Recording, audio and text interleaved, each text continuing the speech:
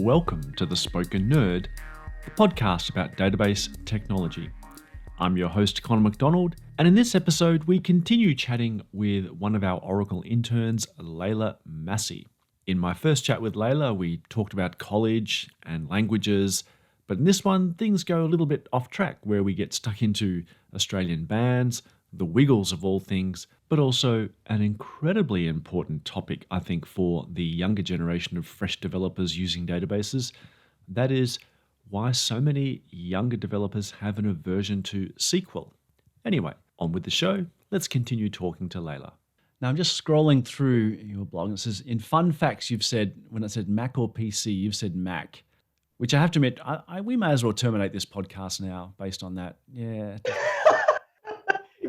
You're regretting inviting me. Well, is there any redeeming questions? Well, I have to admit, it does say here, it says you like Tame Impala, good Australian band. So I suppose we can continue on. You've salvaged yourself with Tame Impala. Thank God. I will ask, have you ever heard of a group called the Wiggles? Yes! I used to watch the Wiggles religiously. Fruit salad, yummy, yummy. I mean, this is literally the song of my, Blues Clues too, but the Wiggles was literally. Are you aware there is a Tame Impala Wiggles collaboration? No. Okay, so you should go Googling for that once we finish recording. Tame Impala, I truly will. Hardcore Australian band, did a crossover song with the Wiggles, which ended up getting Australia's best votes from a radio station called Triple J. So Wiggles, Tame Impala, there's a crossover for you. Okay, I'm totally going to look that up once we, oh my gosh, I loved the Wiggles. I truly was so upset when I think they not broke up, but maybe stopped recording or something like that. A couple of Wiggles I can't believe we're talking Wiggles on the podcast. Anyway, a couple of Wiggles had some health issues, and so some had to leave, and so they had to get replacements. It wasn't the same though. But as a positive, obviously the Wiggles were originally like four good Australian white men, but now they they basically got a little bit of diversity. They had a woman, Emma, who's just recently left the Wiggles to have a baby. They've increased the diversity. They've evolved with modern society. So, but the Wiggles are still going strong. Good for the Still Wiggles. Earning much more money than we will ever earn. So, we love to hear that. We love to hear the Wiggles are still going strong. If anybody watched the Wiggles growing up, you have an undying love. I've sat in many a concert hall arena with my children going, how much longer will this go for? You're like, I can't do another concert. Since we're on the topic of high academic prowess, aka the Wiggles, let's return to college. You said you were doing database programming. I was having a flick through the course units on the Austin Community College, and in the database programming, they had the one of the choices was Oracle or MySQL. What led you to choose the Oracle side of things? Well, that's a good question. Honestly, I feel like I'm trying to think back to my last semester, last spring, when I was making my schedule. I feel like it's because I maybe just recognized Oracle over MySQL, and I was like, Oracle database, oh, I've kind of heard of that. Let's maybe give that a shot, because I honestly had not really seen much of Oracle at all. I wasn't really familiar with it yet. And then once I was taking the class, that's when I started kind of searching Oracle SQL on Twitter, seeing who's tweeting about it. So I guess it's more recognizable name. Okay. So this next semester, I'm taking Intro to Oracle SQL and PL/SQL. Ah. Right. So it's going to be, I guess, a nice mixture of SQL and PL/SQL, but mainly using Oracle. So that's that. I guess that class I took was the prereq. Okay. As a Oracle PL/SQL book author, feel free to reach out. I sure will. I can also put you in touch with many other people who have pretty much lived their whole life writing PL/SQL. So rest assured, if there isn't a solid A+ at the end of that semester, we're gonna have words. We're gonna have words, Layla. A big problem for sure. My manager was gonna be wondering, so B, huh? What exactly happened there?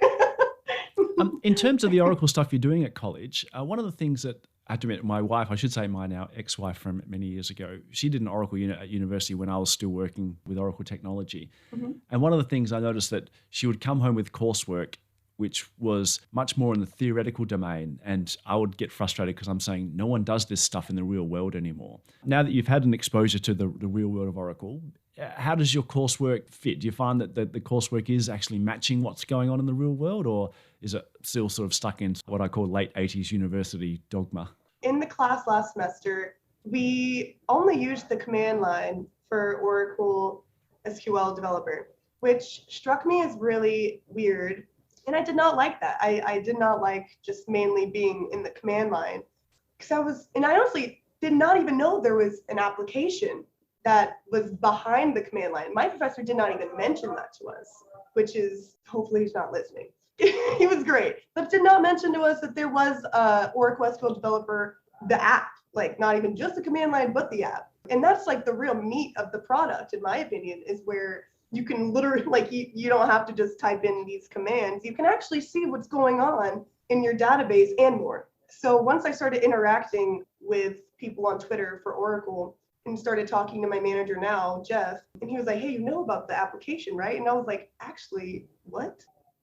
Like, wait, what? There's a GUI? That's Exactly. So long answer short, it's definitely different. I will say, I feel like it depends on the professor, maybe if they've had real life experience working with what they're teaching. But my professor came from IBM teaching an Oracle database class. So I kind of almost feel like that he obviously maybe didn't truly genuinely know and was kind of just teaching based off of curriculum. I'm not entirely sure, but I felt like I got a way more 360 understanding of Oracle database as a whole as an intern versus the class. The class was way more super, like you mentioned, all theory. I always find that saddens me a little bit. I was the same. I did a year of databases as part of my bachelor's degree.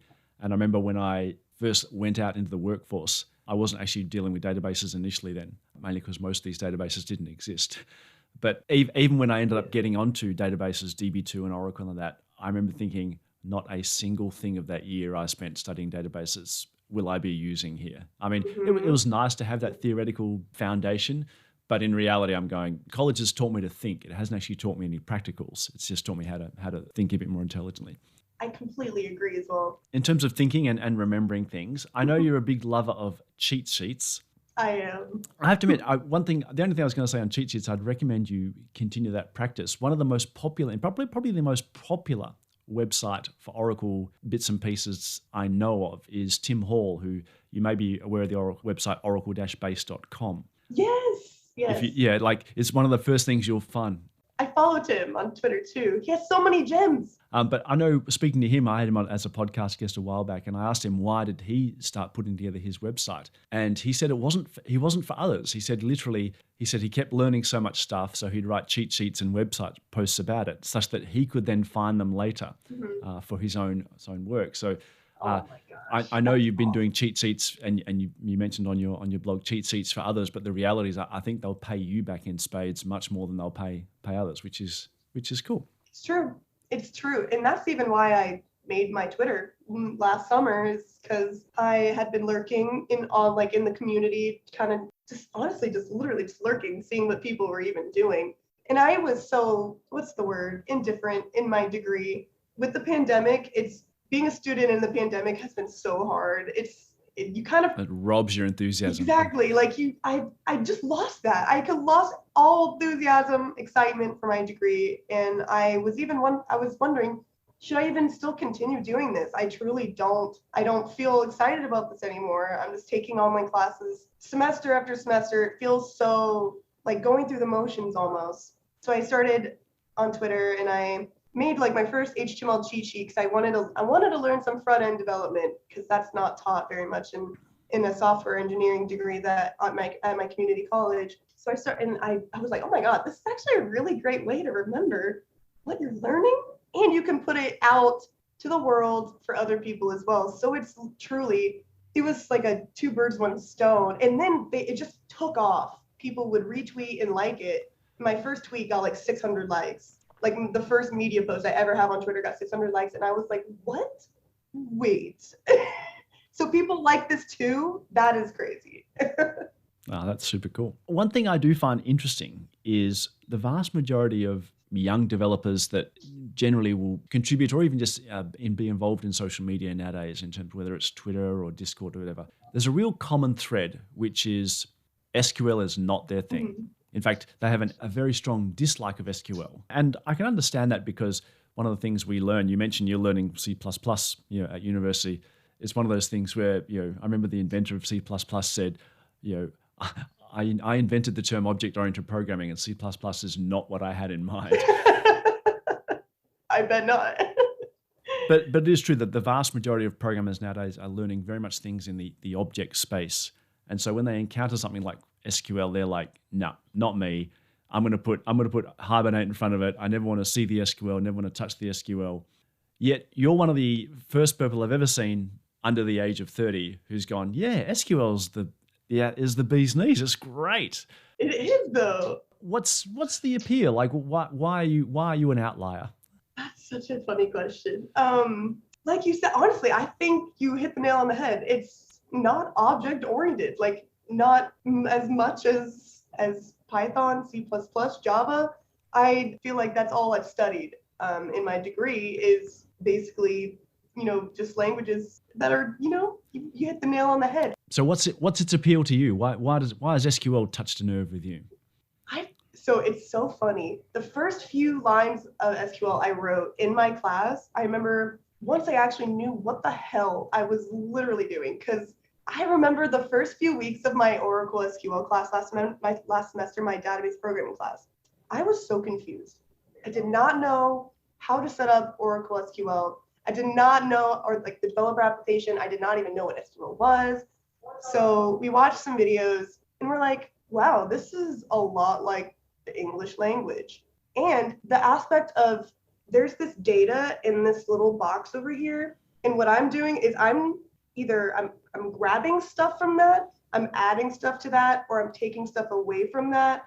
For me, I can't even put to words as to why it felt more enjoyable than Python, C++, Java. Maybe just the fact that it's all in caps. It just feels more enjoyable to write. I love the fact that I'm grabbing stuff from a table, from this database that I have. It just feels, what's the word? It feels like I can reach out and touch that. Okay. More so than Python, C++, or Java. I don't even know if that makes any sense. It does. My brain is so weird. It literally, it dug its hooks into me. And one day I added .sql, Layla.sql to my name, because I was just like, I really want to try to not just focus on SQL for my career, but like you mentioned, people overlook it so much. And I feel like database in itself is just never going to go away. We're always going to need somewhere to store data, in my opinion. And Oracle's motto, Oracle motto, okay, yes, it's help people see data in new ways. We should both know this off the top of our head, but we don't. But I know, but unlock endless possibilities. That's what I was thinking. I couldn't remember the other aspects, but unlock endless possibilities, discover insights. The Oracle motto, I feel like just hits the nail on the head for database in general, because I feel like databases are never going to go away, and you're always going to need ways to look at data in different contexts, in different ways. It just struck me as so exciting, more so than boring as C++ or Python. But that's just my opinion, of course. Obviously, having used databases for somewhat 30 years, I have maybe a slight bias, but yeah, I love SQL, and I've always loved SQL the first time I saw it, because it had that classic thing, because I started off as a COBOL developer. Mm-hmm. It's the same with any language, Java, Python, etc. All these things are, the amount of work to get something simple done is enormous. Mm-hmm. Whereas SQL, literally, 2 lines of SQL can rule the world. It's amazing what you can do. Exactly. Although once we get past 2 lines of SQL into 3 lines of SQL, I do have a bone to pick with you, in the sense that there seemed to be a Twitter avalanche from you a few months back, where you were, let's just say, not the biggest fan of joins. Oh. Yeah, there seemed to be a fairly aggressive critique of the theory of joins. I was going through it. I really was going through it in my class with joins, I swear. But we're better now. Me and joins have made up. We talked it out, and we came to a common ground. And so my question is while you were doing your database unit, was joins the most challenging aspect, or what were the sort of the roadblocks when you're using SQL? Because this is kind of stuff that we can feed back into the people that write the product at Oracle, for example. Exactly. Very true. And hopefully it's few, but do you have any things where you would go, I have no idea how to solve this, and then you'd have to nut through it? But what were the roadblocks? What were the things that you went, man, I just do not get this? I mean, joins seems to be one of them. Yeah, well, joins were, and I'll give it to Oracle. Obviously, SQL is, new language, you're going to have some growing pains. So the joins were my growing pains for sure. There's a lot to joins. But on the Oracle database side, I would say that my main critique is the entry to tax, like the tax to entry. The tax entry, kind of how, and it's not necessarily difficult to get started with Oracle database, more so than it might be a bit more time consuming than other options, but I genuinely think there is a plus to that because there's so much to Oracle database, the developer application in itself, just obviously beyond the command line. There's so much to it that I wasn't even able to use a lot of the features in the application because my class was so basic. It felt just kind of like almost maybe just like a chip off the brick. Like it didn't feel like a lot at all. Like my end of semester project was just me kind of going through, what's the word? Like reports, transferring that data into a database, into tables, normalizing that data, and getting it into different tables, joining the necessary tables, primary keys, all that jazz. Okay. And that's like the basicness of database. And in this next class, I'm so excited to actually focus on Oracle SQL with PLSQL some, and get an actual I'm hoping it's going to be a way more deep dive into Oracle database because like you said, there's a lot to it. Yeah. Oracle is, in fact, I have a slide in one of my talks when I do a talk on some features that are available in Oracle that people don't know about.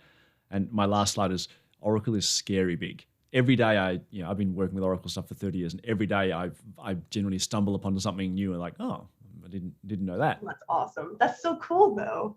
Speaking of building something tangible, have you used or heard of Application Express or Apex? Oh yeah. I got a chance to work briefly with Apex during a hackathon I did this summer during my internship. It was such a short hackathon, only a week long. So we literally had a week to make an app with Apex. Okay. But it's an incredible tool. Because certainly I hope, one of the good things is if all you get out of your college degree is SQL and PL/SQL skills, literally you could walk into an Application Express developer's job tomorrow, which is cool. I like the fact that even with just those, if all you have is database skills and nothing else, you could still be tremendously successful. So when you finish college, this is probably the only thing we'll get into, like goals and the cliche of interviews. What are your plans after college? Plans after college, I'm hopeful to stay within the Oracle family. Honestly, I love my team. I did get the green light from my manager to say that I am returning next summer officially to the same team, everything, and I'm so excited. Awesome. I love the database tools team and the SDW team, specifically SQL Developer Web team. That dev team has been incredible to work on and learn from. The guys in Guadalajara are just so smart. And SDW, is just very cool. Obviously new within the last 4 or 5 years, and it's insanely cool. So I'm hopeful to stay within the Oracle family post grad. So I'm excited to see kind of what's going to happen within that time. That's cool. Now, so speaking of what to do after college, one of the units I saw in the Austin community thing is a unit on computer ethics.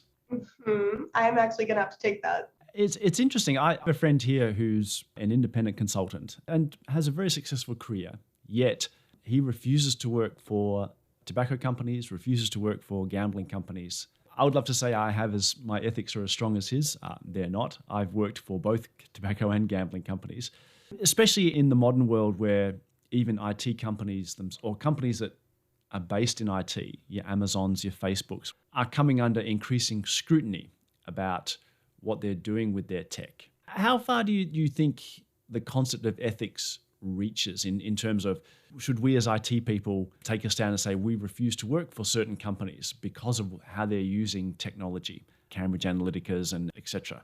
This is a question that we could spend all day on, but like, just what are your thoughts on that? Like, how do we, as me being a dinosaur, but also you starting out in the world of IT, how do you think we tackle this concept of what's the Spider-Man quote? With great power comes great responsibility. It's great, funny. Exactly. So, what are your thoughts? How do we tackle this? How do we tread this path? That's such a good question, because honestly, biggest thing I guess for me when I think about tech evolving and us moving forward as, I guess, in a society, as the world moves forward in tech, like you mentioned, the ethics behind that, I feel like become more and more important.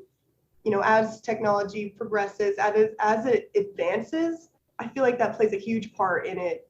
I guess it just goes for personal opinion, case by case basis. Me personally, I definitely would not work for a company that, and I feel like it's also hard to come to find out that information sometimes, because big companies do their best to keep that stuff under wraps and whatnot. And I won't lie, I'm horrible with news and politics and whatnot. But if I ever hear information about companies, I always make mental note if they're doing shady things with customer data. If I just feel like all of that really plays a huge part in us as a society as we move forward in advanced tech. We have to have massive ethics behind, or else anybody can just do whatever they'd like with anything. Exactly. And I just feel like it's like iRobot. Exactly. I mean, You've it's seen like the movie iRobot, right? I know iRobot. I always panic because, like, the fact that, like, for example, I use the word Mac, in this conversation. I'm always right that I'll pick up my phone in an hour's time. It'll say, "Hey, are you looking for a deal on a Mac?" And I'm like, "How the hell?" It's scary nowadays how these things go. I totally agree. To continue the conversation of ethical treatment of people in information technology, in the next episode, Layla and I talk about women in IT, diversity in IT, and whether any strides have been made over the past 30 years. Plus, we'll talk about Pilates, volleyball, the general role of exercise in a work-life balance, and of course, public speaking. How does the younger generation make an impact when they're talking to a group of people? I'll see you in the next episode. Thanks for listening to this podcast. The music credit goes to Zan Man from Pixabay Music.